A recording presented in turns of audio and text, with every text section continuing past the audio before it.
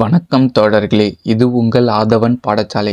நம்ம இப்போ என்ன பார்த்துன்னு இருக்கிறோன்னா, சிந்து சமவெளி நாகரிகம் பற்றி பார்த்துக்கணும். ஏற்கனவே நம்ம ஒரு 6 வீடியோ சிந்து சமவெளி நாகரிகத்தோட வீடியோ நம்ம போட்டுருக்கணும். அதை பார்க்காதவங்களுக்கு நாங்கள் டிஸ்கிரிப்ஷனில் லிங்க் வைக்கிறோம், அதை போய் பாருங்கள். இப்போ நம்ம வணிகம் மற்றும் பரிவர்த்தனை பற்றி பார்ப்போம் வாங்க.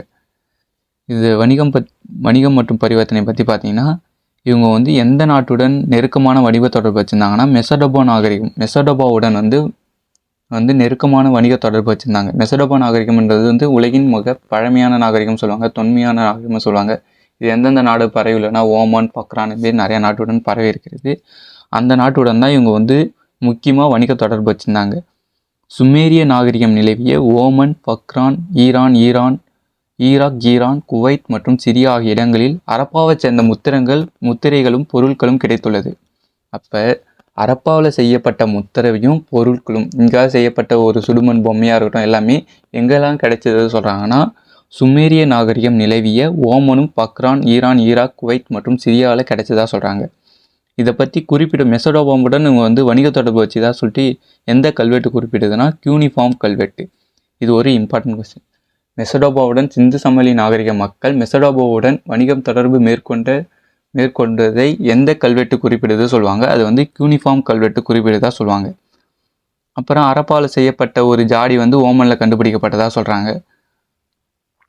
அடுத்தது பாரசீக வளைகுடா மெசடோபாமில் கண்டுபிடிக்கப்பட்டதை போன்று உருளை வடிவ முத்திரைகளும் சிந்துவெளி பகுதியில் கண்டுபிடிக்கப்பட்டது. அங்கே செய்யப்பட்ட முத்திரையும் இங்கே கண்டுபிடிக்கப்பட்டதாக சொல்கிறாங்க. அப்போ இவங்க வணிக தொடர்பு இங்கேருந்து ஏற்றுமதியும் நடந்திருக்கு, இறக்குமதியும் நடந்திருக்கு.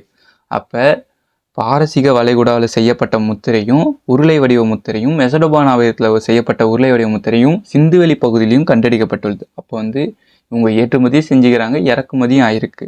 அப்போ இவங்க 2 பேரும் மெசடோபாவுடன் நெருக்கமான வணிக தொடர்பு மேற்கொண்டாங்க. அது சொல்கிற கல்வெட்டு எதுனா யூனிஃபார்ம் கல்வெட்டு. அடுத்து எடைகள் மற்றும் அளவீடு. எடைகள் பார்த்திங்கன்னா அவங்க ஸ்ட்ரீட் லைட் என்ற படிக்கல்ல அவங்க எடை கற்களாக பயன்படுத்தினாங்க. நம்ம இப்போ ஒரு ஜென்ரேஷன் முன்னாடி போனீங்கன்னா அவங்க தராசு தட்டு மாரி வச்சுருப்பாங்க. அங்கே 1 கிலோ கல், 2 கிலோ கல், 500 கிராம் கல் அப்படின்னு சொல்லிட்டு ஒரு சின்ன சின்ன கல்லாக வச்சு செய்வாங்க. ஆனால் அந்த காலத்தில் அவங்க பயன்படுத்துறது படிக்கற்களை பயன்படுத்தி அவங்க கிலோ கணக்கில் பயன்படுத்தினாங்க, கிராம் கணக்கில். அவங்க இருமை எண் முறை சொல்லுவாங்க. அதான் 16 மடங்குகளாக இருக்கும் சொல்லுவாங்க. அதாவது 16, 32, 64 அதுமாரி அவங்களோட மடங்கு வச்சுக்கிறாங்க. அதில் 16 விகிதம் தான் நம்ம என்ன சொல்கிறோன்னா 13.63 கிராம் சொல்கிறோம். 13.63 கிராம். இதில் மிக சிறிய அளவு 0.8ன்னு வரும். அப்புறம் பெரிய அளவு 10.97ன்னு வரும் சொல்லுவாங்க. அது நம்ம ஏற்கனவே அரப்பாவை பார்க்கும்போது அதிலே சொல்லியிருப்போம். இவங்களுடைய 1 இன்ச்சு ஸ்கேல் எவ்வளோனா 1.75 சென்டிமீட்டர். இது தந்தத்தால் செய்யப்பட்டது. இது எங்கே கண்டுபிடிச்சாங்கன்னா லோத்தாவில் கண்டுபிடிச்சாங்க. 1704 என்ற மில்லிமீட்டரில் சொல்லியிருப்பாங்க. இங்கே சென்டிமீட்டரில் அது 1.75ன்னு மாற்றுறாங்க. அடுத்து முத்திரைகளும் எழுத்து முறையும். முத்திரைகள் பார்த்தீங்கன்னா ஃபஸ்ட் முத்திரை பார்ப்போம். முத்திரை பார்த்தீங்கன்னா அவங்க எதெல்லாம் பயன்படுத்தி முத்திரை செஞ்சாங்க, எந்தெந்தெல்லாம் கல், எந்தெந்த பொருளெல்லாம் பயன்படுத்தி அவங்க முத்திரைகள் செஞ்சாங்கன்னா ஸ்ட்ரீட் லைட், செம்பு, சுடுமண், தந்தம் இதெல்லாம் பயன்படுத்தி அவங்க முத்திரை செஞ்சாங்க சொல்கிறாங்க. இது எந்த மக்களுக்கு ஏற்றுமதி செஞ்சுருப்பாங்க? மெசடோபா நாகரிக மக்களுக்கு கூட ஏற்றுமதி செஞ்சுருப்பாங்க. அவங்க கூட தான் நெருக்கமான வணிக தொடர்பு வச்சுருந்தாங்க. இப்போ அரப்பாவில் எவ்வளோ முத்திரை கண்டுபிடிக்கப்பட்டதுன்னா 2000க்கும் மேற்பட்ட முத்திரை அகழ்வாய்ச்சி செய்யும்போது சுமார் 2000க்கும் மேற்பட்ட முத்திரை செய்யப்பட்டுறாங்க. அவங்களுடைய நாகரிகம் எப்படி வளர்ந்தது, எப்படி செஞ்சாங்க, எப்படி இருந்தது எல்லாத்தையும் இந்த முத்திரைகளை வச்சு நம்ம ஓரளவுக்கு ப்ரெடிக்ட் பண்ணி இப்படி தான் நடந்தது சொல்லிட்டு நம்ம பண்ணுறோம். அடுத்தது இவற்றில் எது பெரும்பாலான முத்திரைகள் எப்படி இருந்ததுன்னா திமிழுடன் இருக்கும் காளை. அவங்க போக்குவரத்துக்கு எதை பயன்படுத்தினாங்க? காளை. அதே தான் முத்திரையிலையும் அதிகமாக இருந்தது, திமிழுடன் இருக்கும் காளை. அப்புறம் மேக்சிமம் அடுத்து எருமை, புலி, காண்டாமிருகம், வெள்ளாடு, யானை போன்ற விலங்கோட முத்திரையும் பொறிக்கப்பட்டாங்க. அடுத்து எழுத்து முறையை பொறுத்த வரைக்கும் அவங்க எவ்வளவு எழுத்து தொடர் ஆவணங்கள் கண்டுபிடிக்கப்பட்டாங்கன்னா 5000க்கும் மேற்பட்ட எழுத்து தொடர் ஆவணங்கள். எழுத்து தொடர்னா ஒன்றும் இல்லை, இப்போ நம்ம ஒரு லைன் ஏதுறல அதுதான் எழுத்து தொடர் சொல்லுவாங்க. அவற்றின் நீளமாக கருதப்படும் எழுத்து தொடர் 26 இருப்பதை குறிப்பிட்டது. இதுமாரி ஒரு 5000க்கும் மேற்பட்ட எழுத்து தொடர் இருந்தது. அதை பயன்படுத்தி தான் நம்ம அவங்களுடைய ஆவணங்கள் மேற்கொள்ளப்பட்டது. அதில் வந்து எது வந்து நீளமான எழுத்து தொடர்னா 26 குறியீடுகளை கொண்டுள்ளது. இப்போ நம்ம தமிழ் எழுத்தில் எத்தனை எழுத்து இருக்குது? மொத்தம் 247 எழுத்து இருக்குது. அதுமாரி அவங்க வந்து மொத்தம் எத்தனை எழுத்து இருக்குதுன்றது தெரியல. அவங்க வந்து நிறைய எழுத்து முறையை வச்சுருந்தாங்க. அது நம்மளுக்கு கிடைக்கல. கிடைச்ச வரைக்கும் எழுத்து தொடராக பார்த்தீங்கன்னா 5000த்துக்கும் மேற்பட்ட எழுத்து தொடர் கிடைச்சிக்குது. அதில் எது அதிக குறியீடை கொண்டுள்ளதுன்னா 26 குறியீடுகளை கொண்டது. அவற்றில் நீளமான எழுத்து தொடர் வந்து 26 குறியீடுகளை கொண்டுள்ளது. இந்த எழுத்து முறையை வந்து அவங்க என்ன சொல்லுவாங்கன்னு நம்ம என்ன சொல்லணும்னா சித்திரை எழுத்துக்கள் சொல்லுவோம். இதை வந்து இங்கிலீஷில் வந்து பிக்டோகிராஃப் சொல்லுவோம். அவங்க வந்து எப்படி எழுதுனாங்க பார்த்தீங்கன்னா இடமிருந்து வலமாகவும் வலமிருந்து இடமாகவும் ஒரு வழி. ஃபஸ்ட் வந்து லெஃப்ட் டு ரைட்டும் ரைட்லேருந்து லெஃப்ட்டும் வருவாங்க. நம்ம எழுதுறது வந்து இடப்புறமாக எழுதுறதா சொல்லுவாங்க. அவங்க வந்து ஃபஸ்ட்டு இந்த ஒரு தொடர் எழுதிட்டு இப்படி எழுதுவாங்க. இப்படி எழுதுவாங்க. அவங்க இங்கே எழுதிட்டு இந்த தொடர் வந்து இப்படி பண்ணுறோம். அதுமாரி எழுதுறது வந்து அவங்க வந்து இந்த எழுத்து தொடரை வந்து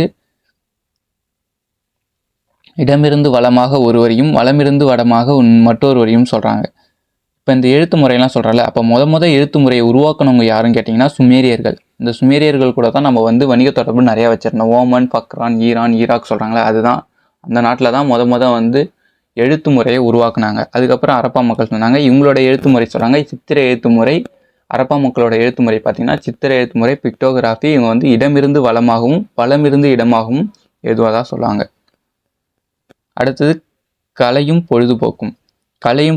பொறுத்த வரைக்கும் அவங்க வந்து கலையை பொறுத்த வரைக்கும் ஒரு வெண்கலத்தால் ஆன சிலை செஞ்சதாக சொல்லுவாங்க. அப்புறம் வந்து மதகுரு சிலை, சுண்ணாம்பு கல் சொல்லுவாங்க, அதை பயன்படுத்தி ஸ்ட்ரீட் லைட் அந்த கல் பயன்படுத்தி செஞ்சாங்க. அதேமாரி கல் சிற்பங்கள்லாம் கண்டுபிடிச்சாங்க. அந்த கல் சிற்பம்லாம் எங்கெங்கே இருக்குன்னா அரப்பா, மொகஞ்சதாரோ, டோலவீரா இந்த 3 இடத்துலையும் கண்டுபிடிச்சதாக சொல்கிறாங்க.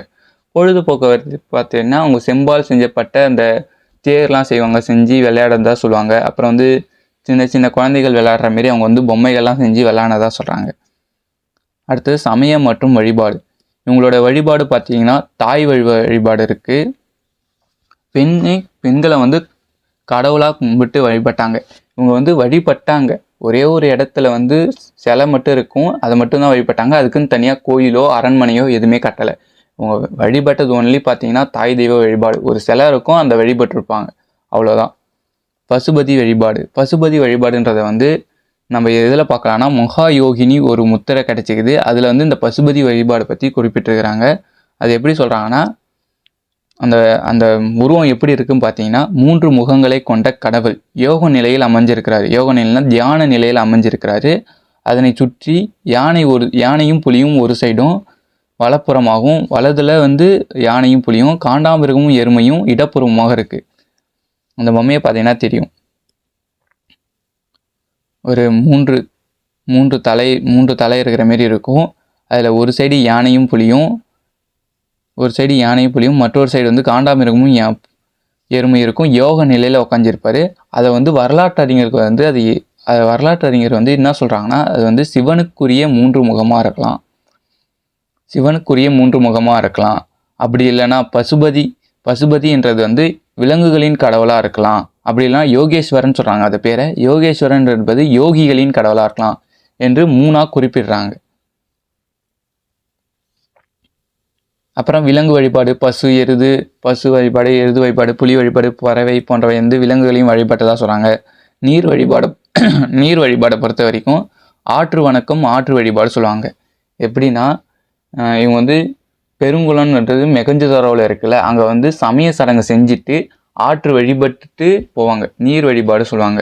இப்போ வந்து ஒரு கோயிலுக்கு போனோம்னா நம்ம வந்து குளிச்சுட்டு போகிறோம். அதுமாரி வந்து அவங்க முதல்ல வந்து நீரை வழிபட்டுட்டு தான் அடுத்தது வந்து கடவுளை வழிபடுவதாக சொல்லுவாங்க. இங்கே வந்து வாயில் சிறு மீனை வைத்துள்ள முதலை, ஆமை போன்ற உருவங்கள் ஆற்றுடன் சேர்த்து பொறிக்கப்பட்டது முத்திரையில் காண்போம். ஒரு முத்திரையில் வந்து வாயில் வந்து ஒரு சின்ன மீனை வச்சுக்கிற மாரி ஒரு முதலையும் அது பக்கத்தில் ஆமையும் இருக்கிற மாரி சொல்லிட்டு ஒரு முத்திரையில் கண்டுபிடிச்சாங்க. அப்போனா இவங்க வந்து ஆற்று வழிபாடு செஞ்சதுக்கான அர்த்தம் இருக்குதா சொல்கிறாங்க. மர வழிபாடை பொறுத்த வரைக்கும் அரச மரத்தை ஆண் தெய்வமாக வழிபட்டாங்க. இதுதான் முக்கியமான கொஸ்டின். அரப்பா மக்கள் வந்து அரச மரத்தை தான் ஆண் தெய்வமாக வழிபட்டாங்க, வேப்ப மரத்தை பெண் தெய்வமாக வழிபட்டாங்க. முக்கியமாக வழிபட்ட மரம்னு எதுவும் பார்த்தீங்கன்னா அரச மரம் தான். வேப்ப மரம்ன்றது நம்ம நிறையா வழிபட்டாலும் அந்த காலத்தில் அரப்பா மக்கள் வந்து அரச மரத்தை தான் நம்ம ஆண் தெய்வமாக வழிபட்டாங்க சொல்கிறாங்க. அடுத்து சூரியன் மற்றும் நெருப்பு வழிபாடு. இந்த வேள்வி பீடங்கள் சொல்லுவாங்க. வேள்வி பீடம்னா யாகம் வளர்க்குறது. அந்த யாகம் வளர்க்குறது அப்போயே அவங்க வழிபட்டதாக சொல்கிறாங்க. இதை வந்து நம்ம வந்து காளிபங்கனில் பார்க்கலாம். ஏற்கனவே காளிபங்கனில் நான் இதை சொல்லியிருப்பேன். அடுத்து மருத்துவத்தை பொறுத்த வரைக்கும் அவங்க மருந்து செய்வதற்காக கட்டில் என்ற வகையான மீனோட எலும்பை பயன்படுத்துனாங்க. இந்த காலத்தில் நம்ம சங்கரா மீன், வஞ்சர மீன் அதுமாரி சொல்கிற மாரி அந்த காலத்தில் இருக்கிற கட்டில்ன்ற ஒரு மீனோட வகையில் அதோட எலும்பை மட்டும் பயன்படுத்தி அந்த மருந்தாக செஞ்சப்பட்டாங்க. அது மட்டுமா, அந்த மீனை மட்டுமா பயன்படுத்தினாங்க மருந்தா? இல்லை, வேறு என்னென்ன பயன்படுத்தினாங்கன்னா மான், காண்டாமிருகத்தோட எலும்பும் அப்புறம் பவளங்கள், வேப்பந்தழை போன்றவை மருந்தாக பயன்படுத்தும். வேப்பந்தழை கூட நம்ம இப்போ வந்து வயிற்றுப்போக்குக்காக பயன்படுத்துகிறோம். அந்த காலத்தில் அவங்களும் பயன்படுத்தினு தான் சொல்கிறாங்க. வாங்க நம்ம இது ஒரு கிளான்ஸ் ரிவிஷன் பார்த்துட்டு வருவோம். வணிகம் மற்றும் பரிவர்த்தனை. இவங்க எந்த நாட்டுடன் மக்களுடன் வணிகம் மேற்கொண்டானா மெசடோபா நாகரிகம் மக்களுடன் இவங்க நெருக்கமான வணிகம் தொடர்பு வச்சுருந்தாங்க.